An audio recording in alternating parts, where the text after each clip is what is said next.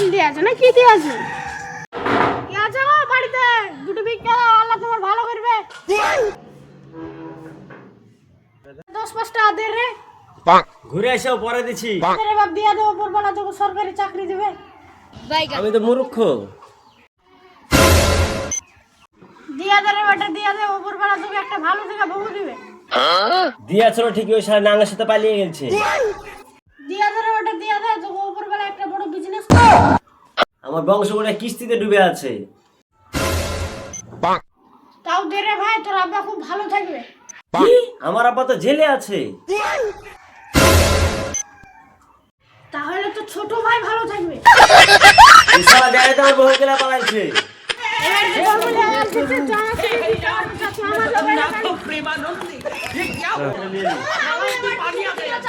না না, আমি নতুন লিখে দিই। আমি নতুন লিখে দিই।